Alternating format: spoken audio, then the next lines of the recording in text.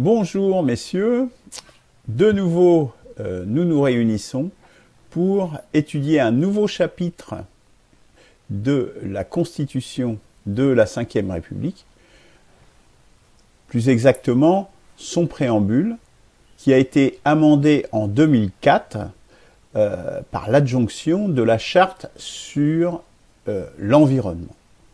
Charte de l'environnement de 2004, introduite donc très récemment, et que notre ami Christian va nous faire l'honneur et le plaisir de nous détailler dès aujourd'hui. Je te laisse la parole, Christian. Merci Luc. Alors la charte de l'environnement, et comme tu viens de le dire, c'est un texte qui a valeur constitutionnelle. Il a été intégré dans le bloc de constitutionnalité, reconnaissant les droits et les devoirs fondamentaux relatifs à la protection de l'environnement. Cette charte, c'est l'aboutissement d'un projet qui a été initié et annoncé par Jacques Chirac et qui a été préparé par une commission présidée par M. Yves Coppens, commission composée d'un aéropage hétéroclite réunissant hauts fonctionnaires, présidents d'associations subventionnées et autres individualités dont il est inutile de faire l'énumération. Alors l'annonce par Jacques Chirac du projet de cette charte de l'environnement, elle a été faite dans un discours à Orléans, très exactement le 3 mai 2001, et il a ensuite été repris comme un engagement pendant sa campagne présidentielle de 2002. Le texte du projet de révision constitutionnelle a donc été préparé pendant 3 à 4 ans. Le projet, il a été remis en avril 2003. Une série de réunions publiques, dénommées réunions citoyennes, organisées dans toute la France, dans certaines régions de France, ont été censées recueillir l'avis de citoyens français, c'est-à-dire tout simplement des représentants d'associations subventionnées par l'État, avec pour objet diverses thématiques liées à la charte. Et on ne sait pas d'ailleurs du tout ce qu'il y avait avant, très exactement, cette charte, et qu'est-ce qui a été modifié par ces réunions pseudo-citoyennes. Bref, le texte, il a été ensuite retravaillé par le gouvernement, c'est-à-dire qu'il a été finalisé par le gouvernement, et plus exactement par le cabinet du président de la République. Donc, il s'agit grosso modo, on va dire, de la charte de Jacques Chirac. Ce projet de loi, il a été approuvé par l'Assemblée nationale, puis par le Sénat, et donc par le Parlement, réuni en congrès à Versailles, comme l'article 89 de la Constitution de l'essai 58 le préconise. Ça s'est fait le 28 février 2005, et donc il a été entériné par 531 voix contre 23, entériné en tant que modification de la Constitution. Et ça a été promulgué par Jacques Chirac le 1er mars 2005. Voilà donc la chronologie de l'introduction de ce texte. Alors, bon, bref rappel chronologique qui me paraît important parce que on voit bien que tout de suite la charte de l'environnement, elle se démarque des deux précédents textes qui avaient été annexés au bloc constitutionnel, c'est-à-dire la Déclaration des droits de l'homme et du citoyen, celle de 1789, et le préambule de la Constitution de 46. Il se démarque de ces deux précédents textes, de ces deux textes-là, par le fait que la charte de l'environnement, c'est une création, on va dire, c'est une création ex nihilo, en temps réel, c'est-à-dire qui correspond aux besoins du moment, et apparemment sans aspiration politique proprement dite, ce qui n'est pas le cas de la DDHC et du préambule 46, qui sont empreints d'idéologie politique. Alors ça pose, par ailleurs, on aura certainement l'occasion de le faire émerger lorsqu'on débattra sur les différents articles. Ça pose deux questions, enfin mon sens, ça pose deux questions ouvertes, alors qu'on n'abordera pas, enfin que je souhaite qu'on n'aborde pas en tant que tel dans le cadre de l'étude qu'on va mener, mais qui arriveront sans aucun doute sur le tapis à l'occasion de nos échanges critiques et qu'on verra s'il faut les indexer en tant que débat à venir. Alors, ces deux questions, c'est la question du rapport entre l'environnement et la politique. Deuxième question, le rapport entre l'environnement et l'écologie, le rapport entre la notion d'environnement et la notion d'écologie. Parce qu'on constate aujourd'hui que cette charte de l'environnement, en fait, elle sert de support à ce qu'on dénomme l'écologie politique. Or, ce n'est pas une charte de l'écologie. Bref, deux questions ouvertes qui ne sont pas, encore une fois, je le répète, à proprement parler, l'objet de notre étude, mais qui vont certainement surgir, auxquelles il faudra bien noter que là, on fait surgir des débats peut-être ultérieurs. Alors, on notera également que cette idée de charte, là, on va situer l'introduction de cette charte dans le contexte politicien de l'époque. Cette idée de charte, elle est sortie du cerveau fécond de Jacques Chirac. Mais ce qui est intéressant, précisément à un moment où celui-ci, Jacques Chirac, était en panne sèche pour cause de cohabitation, et donc réduit à l'état de potiche de M. Jospin, et qu'il avait besoin d'un gadget médiatique pour essayer d'exister politiquement, d'exister un tant soit peu. Et donc on a donc vu à ce moment-là Chirac, le battleur tous azimuts, et le Chirac dénué de toute conviction profonde, qui est le Jacques Chirac qu'on connaît, qui s'est alors, tout d'un coup, découvert grand défenseur de l'environnement, autoproclamé grand défenseur de l'environnement devant l'Éternel et devant le monde entier. Pour ça, il s'est attaché, il a cru nécessaire, intéressant de s'attacher la caution scientifique d'un paléontologue, certes expert en paléontologie, M. Yves Coppens, qui est spécialiste de l'environnement de l'Australopithèque, c'est sûr, mais pas a priori connu pour être spécialiste de l'environnement de l'homme moderne. Bon, il aurait pu, disons, puisqu'il ne s'agit pas de la charte de l'environnement de Lucie, mais de la charte de l'environnement de l'homo industrialis actuel. Bref, cet attelage improbable, naquit ce texte que je considère comme étant un texte navrant, hein, qui se dénomme la charte de l'environnement et qui est censé guider le peuple français vers, et là on y est, vers un développement durable. Donc, cette charte de l'environnement, c'est un espèce de catalogue, une plaquette commerciale pour vendre un produit qui s'appelle le développement durable. Bon, évidemment, quand je dis tout ça, je vais naturellement m'efforcer de le démontrer, en tout cas d'apporter des arguments qui vont dans ce sens, et ces arguments, pour la plupart, mettront en évidence, alors là, on va bien revenir dans la méthodologie de notre analyse critique des différents textes constitutionnels, soit le manque de clarté des articles, soit le manque de précision des articles, alors on reviendra sur la différence entre clarté et précision, soit leur incohérence, interne ou externe, ou soit les trois critères réunis. Généralement, les trois critères sont réunis. Ce qui, au bout du compte, et une fois encore pour un texte constitutionnel, va m'amener à la conclusion que ça ouvre la porte toute grande ouverte à l'arbitraire du pouvoir en place, par la faculté qui lui donne d'interpréter tel ou tel article dans le sens qui lui convient au moment voulu. Bon, alors on va donc commencer par le commencement, c'est-à-dire par non pas le premier article, mais par la première partie de cette charte. La première partie de cette charte qui est composée de 7 considérations. 7 considérations qui introduisent 10 articles. Alors, des articles énonçant de façon plus, je dirais, factuelle, plus institutionnelle, une règle soi-disant constitutionnelle.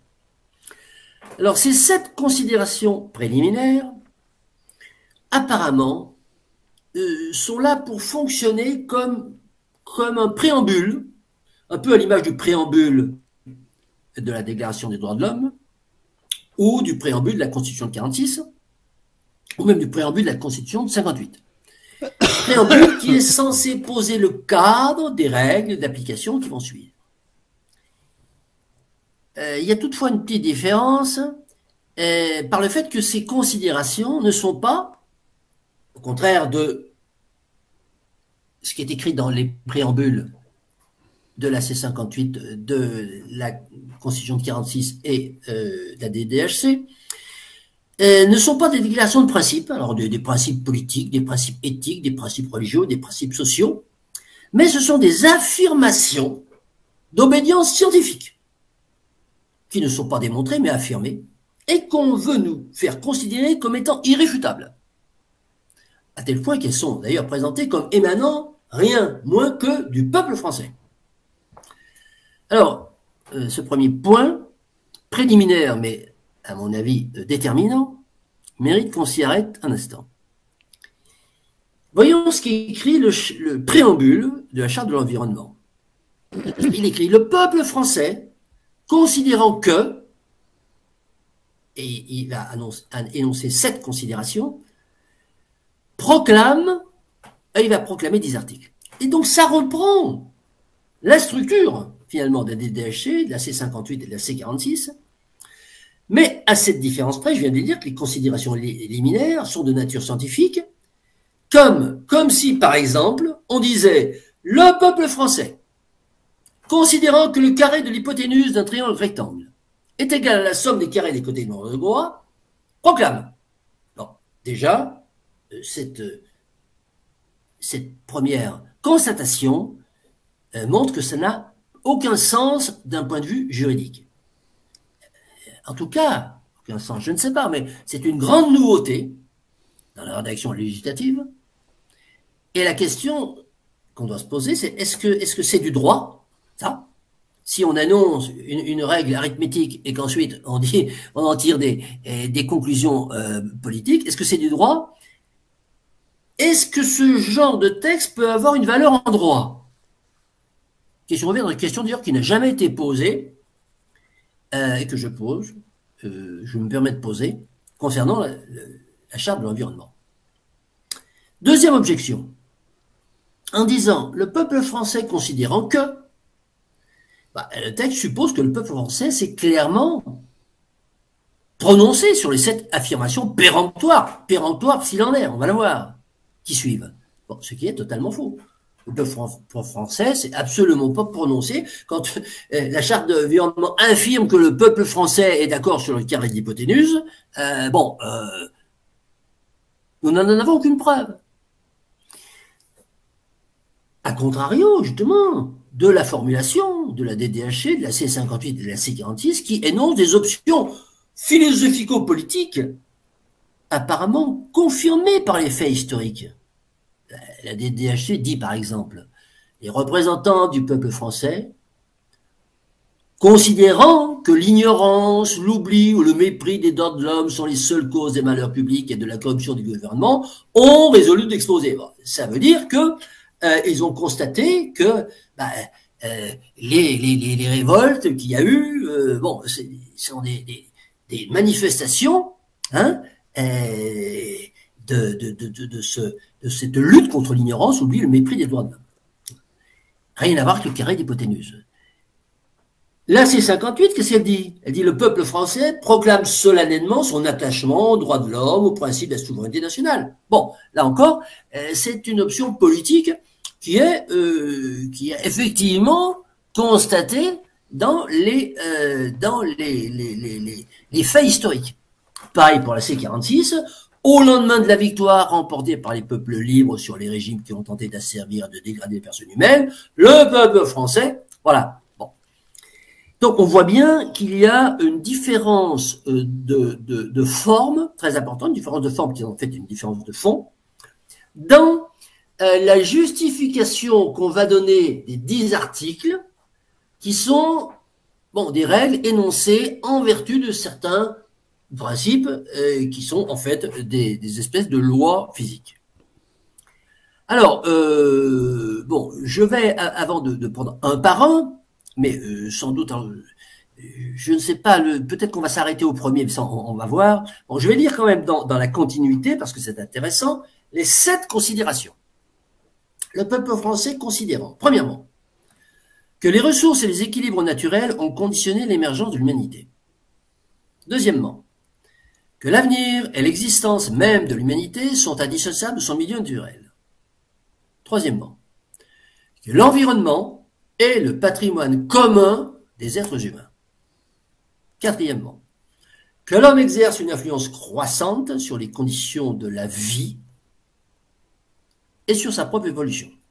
Cinquièmement, que la diversité biologique, l'épanouissement de la personne et le progrès des sociétés humaines sont affectés par certains modes de consommation ou modes de production et par l'exploitation excessive des ressources naturelles. Sixièmement, que la préservation de l'environnement doit être recherchée au même titre que les autres intérêts fondamentaux de la nation.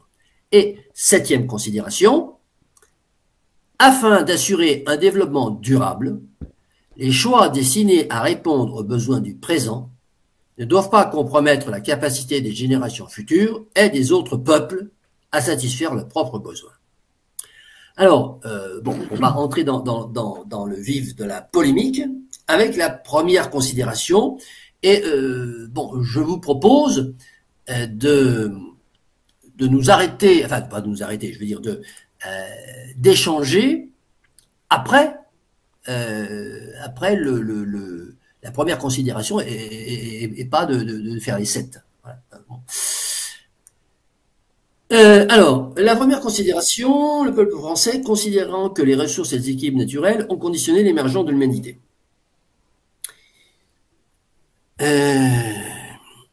On ne sait pas par où commencer pour commenter une telle phrase. En fait, tous les mots de cette phrase, à mon sens, posent problème. Le mot conditionné, qui me semble être déterminant dans cette phrase, on cherche à déterminer quelle est la condition. Alors, conditionné, est-ce que c'est conditionné dans une certaine mesure ou conditionné de façon binaire, on-off, hein, c'est-à-dire que s'il n'y avait pas, il n'y aurait pas. Bon. Donc déjà on ne sait pas cette condition, si c'est une condition nécessaire, suffisante, une condition déterminante ou simplement aidée à. Donc là on va mettre une pénalité pour incertitude, pour imprécision, pardon. Et il s'agit d'affirmer les conditions de l'émergence, c'est-à-dire qu'est-ce qui a conditionné l'émergence.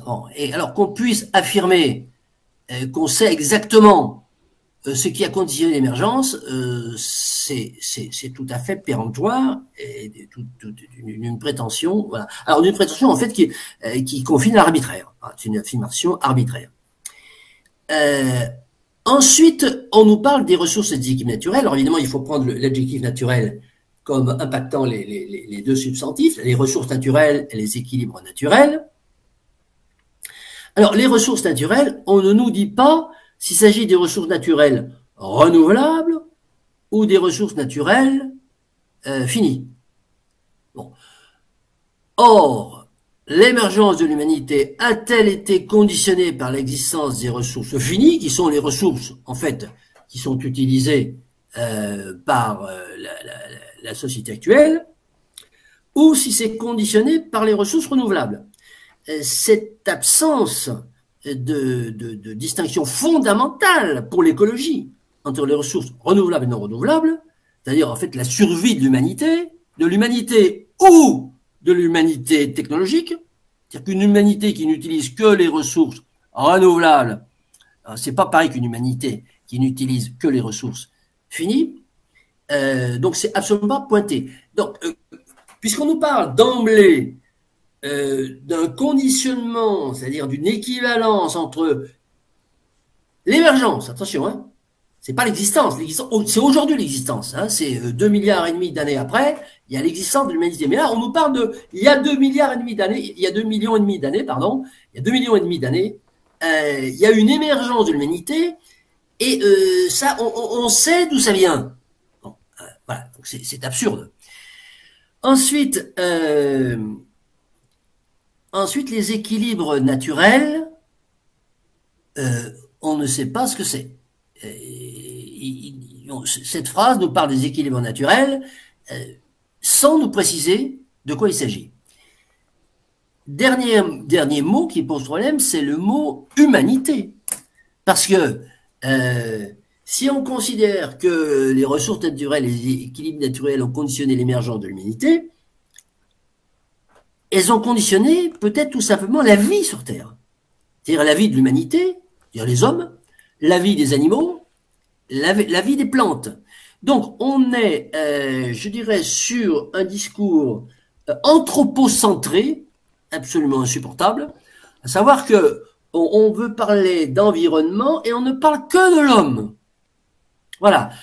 Voilà ce que j'ai à dire sur la première considération. Oui, quelques réactions par rapport à tout ce qui vient d'être dit.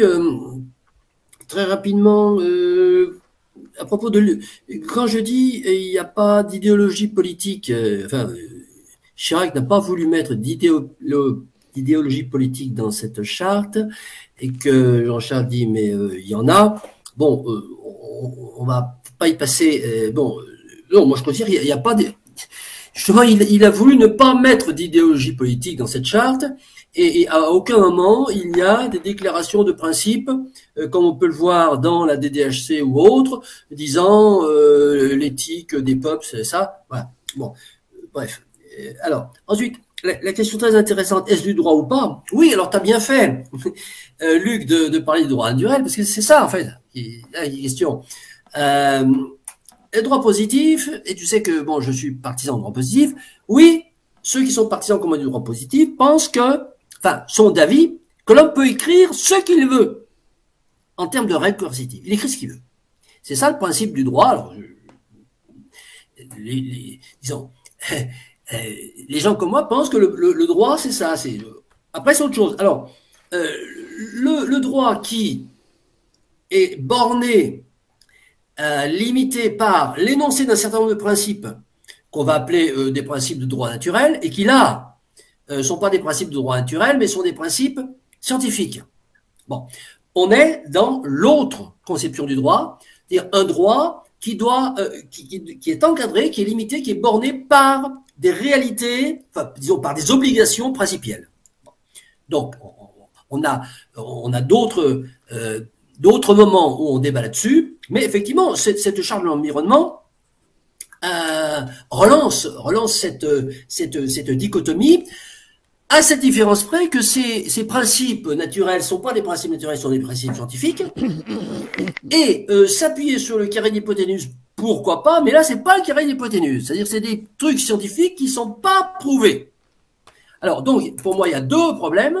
C'est un, on est dans un droit qui n'est pas un droit positif, qui est un droit dominé par des principes qui s'imposent comme ça, de façon, hein, et des principes qui sont annoncés comme étant scientifiques, alors qu'ils ne sont pas prouvés. Donc, pour moi, il y a deux problèmes. À l'observation de Jean-Charles disant trop de critiques tue la critique. Alors, la critique que je fais de la considération 1 et les critiques que je vais faire des considérations suivantes, et alors là je suis d'accord avec Luc, ces 6 considérations n'ont qu'un objectif, c'est d'arriver à la 7e, où on parle de développement durable pour vendre le développement durable. Mais bon, c'est bien aussi de les prendre par un. Bon, ce sont des critiques qui ne sont pas des critiques pour le plaisir. Voilà, tiens à le préciser. Alors, si on veut résumer en un mot la critique que je fais, si je veux résumer en un mot la critique que je fais de l'article 1, je dirais que c'est un article qui énonce un espèce de truisme vague et ce qui n'a aucun intérêt. Ça n'a aucun intérêt d'entendre cette phrase. Voilà, bon. Alors, c'est-à-dire que ces considérations, c'est nous partons du principe que, bon, alors que ce soit un principe qui soit vraiment indubitable. Or, celui-là, eh bien, c'est un principe qui est tellement vague et sans intérêt que c'est une malhonnêteté intellectuelle déjà de dire qu'on va s'appuyer dessus. Oui, il y a deux petites choses. Lorsque Jean-Charles nous dit pourquoi vous critiquez comme ça l'article 1, hein, bon, vous faites des critiques pour la critique, et puis moi j'ai lu les 6 articles suivants, ça me paraît incontestable. Alors là, attends. Aujourd'hui, on n'a parlé que de l'article 1. qui pour moi me paraît le moins contestable, et je veux bien d'ailleurs rectifier ma critique en disant qu'il est pas avéré, en disant qu'il est strictement sans intérêt. Bon, mais alors ce que et là c'est pas l'objet pour l'instant d'en parler, c'est que les articles qui suivent sont loin d'être, comme tu le dis, absolument évident et incontestable. La preuve, on va en parler et on va bien voir. Bon. L'article, la troisième ligne, effectivement, le troisième, effectivement, peut-être. Non, mais le deuxième, le troisième, le quatrième, le cinquième, le sixième. Hein, bon, on verra ça. Non, mais on verra ça. Messieurs, alors, je vous interromps parce que nous sommes déjà à près d'une heure. Et nous parlons de choses que nous n'avons pas encore présentées. Donc je vous suggère, puisque de laisser un dernier mot à Jean-Charles, à Jean, comment il s'appelle, Christian, et puis on en restera là parce qu'il faut qu'on analyse les autres. Je n'engage pas le débat, je dis simplement que affirmer comme ça que les articles qui suivent sont incontestables, bon. On verra. Effectivement, comme dit Luc, on a vu. Bon, moi, je dis qu'ils sont contestables. Le premier, je veux bien rectifier en disant qu'il est sans intérêt. Parce qu'on parle au minimum sans intérêt et au mieux sans intérêt, au pire faux. Parce que n'oublions pas qu'on parle de l'émergence. Là, j'entends parler de l'australopithèque qui va chercher du bois. Non, on parle de l'émergence. L'émergence, et qui sait d'où vient l'émergence de l'humanité, c'est-à-dire de l'homme? Qui sait? Personne. L'émergence. Ils ne sont pas censés y répondre dans cet article. Ils disent que les ressources, etc., ont participé. On n'emploie pas le mot. Il dit l'émergence de l'humanité, c'est-à-dire l'émergence de l'homme, ça a été conditionné par ça, mais personne n'en sait rien. Bon, donc, oui. Mais peut-être que la Terre et le cosmos n'y sont plus pour rien et qu'on n'existe pas. Personne n'en sait rien. Donc, s'appuyer sur une considération que le peuple français est censé valider dans son intégralité, que l'émergence, le fait que l'humanité est apparue, l'homo, le genre homo est apparu, c'est conditionné par ça. Bon. Ouais, par le Big Bang. C'est au mieux, disons, c'est au pire faux. Non. Et au mieux, si c'est vrai, sans intérêt, ça veut dire c'est comme si l'émergence de l'homme est conditionnée par l'existence du cosmos. Oui, bon, ben, tu peux dire ce que tu veux. Ah, bah voilà, ouais. Ça, soit ça n'a aucun intérêt de dire un truc comme ça, soit on affirme un truc qu'on sait pas. Voilà ma position. Ça sera le mot de la fin pour aujourd'hui, je suggère. Puisque nous avons encore d'autres alinéas. Moi qui pensais dire on va aller plus rapidement sur cette sorte de l'environnement, mais en fait non, finalement.